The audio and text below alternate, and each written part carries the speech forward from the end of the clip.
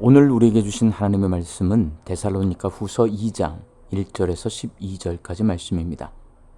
형제들아, 우리가 너희에게 구하는 것은 우리 주 예수 그리스도의 강림하심과 우리가 그 앞에 모임에 관하여 영으로나 또는 말로나 또는 우리에게서 받았다 하는 편지로나 주의 날이 이르렀다고 해서 쉽게 마음이 흔들리거나 두려워하거나 하지 말아야 한다는 것이라. 누가 어떻게 하여도 너희가 미혹되지 말라. 먼저 배교하는 일이 있고 저 불법의 사람 곧 멸망의 이들이 나타나기 전에는 그날이 이르지 아니하리니 그는 대적하는 자라. 신이라고 불리는 모든 것과 숭배함을 받는 것에 대항하여 그 위에 자기를 높이고 하나님의 성전에 앉아 자기를 하나님이라고 내세우느니라. 내가 너희와 함께 있을 때에 이 일을 너희에게 말한 것을 기억하지 못하느냐. 너희는 지금 그로 하여금 그의 때에 나타나게 하려 하여 막는 것이 있는 것을 아나니 불법의 비밀이 이미 활동하였으나 지금은 그것을 막는 자가 있어 그 중에서 옮겨질 때까지 하리라. 그때에 불법한 자가 나타나리니 주 예수께서 그 입의 기운으로 그를 죽이시고 강림하여 나타나심으로 패하시리라. 악한 자의 나타남은 사탄의 활동을 따라 모든 능력과 표적과 거짓 기적과 불의의 모든 속임으로 멸망하는 자들에게 있으리니 이는 그들이 진리의 사랑을 받지 아니하여 구원함을 받지 못함이라. 이러므로 하나님이 미혹의 역사를 그들에게 보내사 거짓 것을 믿게 하심은 진리를 믿지 않고 불의를 좋아하는 모든 자들로 하여금 심판을 받게 하려 하심이라. 아멘. 데살로니가 후서에서 바울은 재림신앙에 대해 자세히 말합니다. 데살로니가 교회 성도들 가운데 예수님이 이미 재림하셨다는 잘못된 재림신앙을 갖게 된 사람들이 나타났기 때문입니다. 오늘 본문 말씀에서 재림신앙에 대한 기초 지식이 부족했던 데살로니가 교회 성도들에게 바울은 재림의 징조에 대해서 가르쳐 줍니다. 예수님이 재림하실 때 어떤 징조가 나타날까요? 재림 때에는 멸망의 아들이라고 부르는 적 그리스도가 사람들을 미혹합니다. 본문 3절 말씀입니다. 누가 어떻게 하여도 너희가 미혹되지 말라. 먼저 배교하는 일이 있고 저 불법의 사람 곧 멸망의 아들이 나타나기 전에는 그날이 이르지 아니하리니.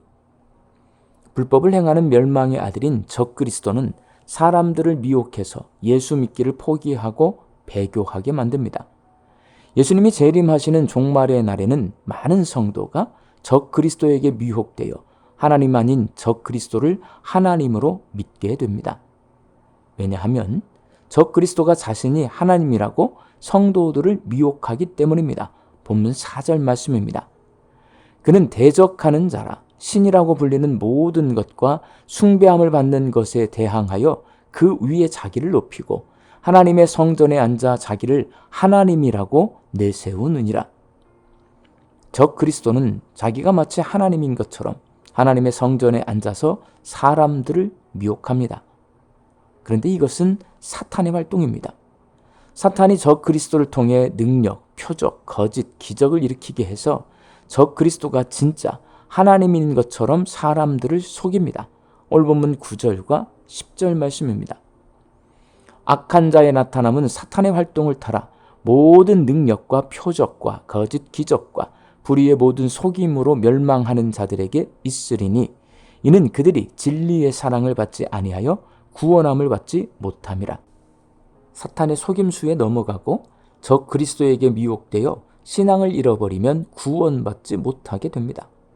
그렇게 불법을 행하는 멸망의 아들인 적 그리스도가 나타나 사람들을 미혹하고 많은 사람이 그 미혹에 넘어가는 영적으로 혼란스러운 상황이 오면 예수님의 재림하실 때가 된 것입니다. 그때 예수님이 재림하셔서 적 그리스도를 죽이시고 불법을 패하십니다. 본문 8절 말씀입니다. 그때 불법한 자가 나타나리니 주 예수께서 그 입의 기운으로 그를 죽이시고 강림하여 나타나심으로 패하시리라. 바울은 지금은 예수님의 재림의 때가 아니라고 가르쳐주고 있습니다. 본문 7절 말씀입니다.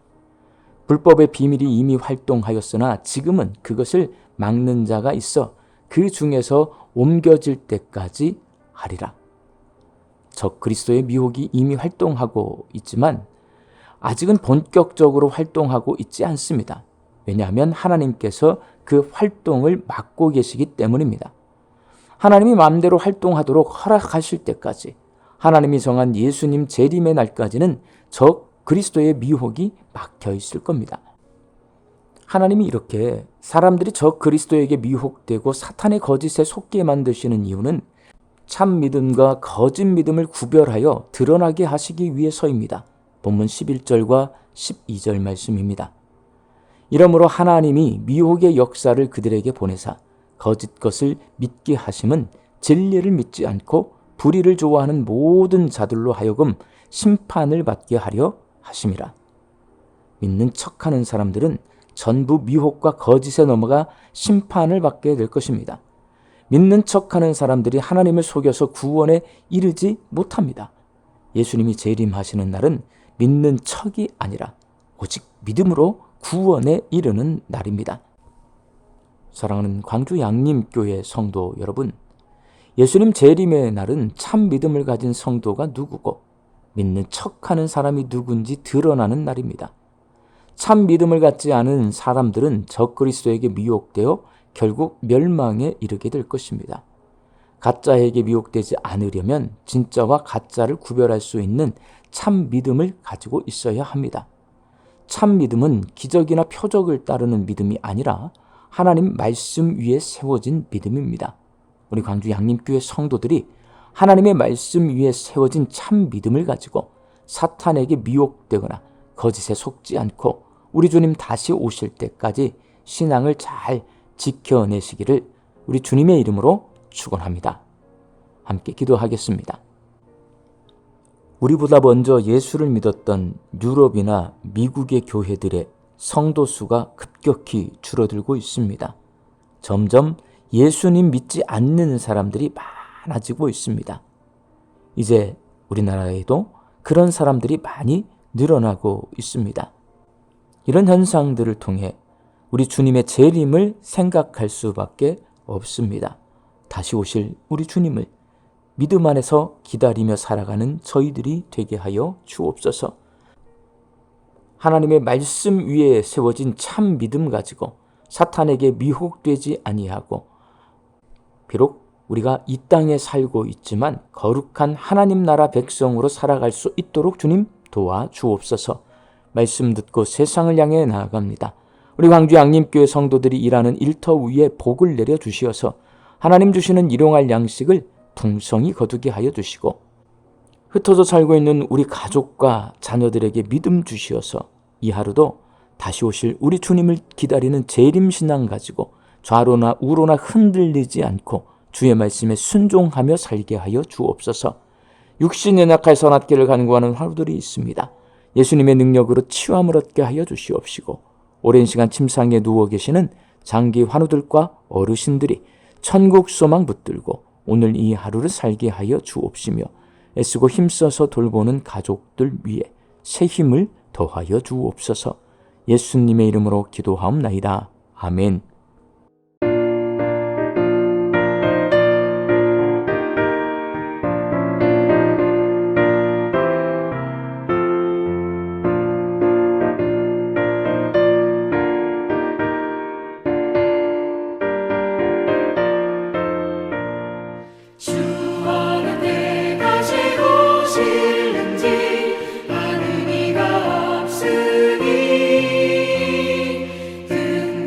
그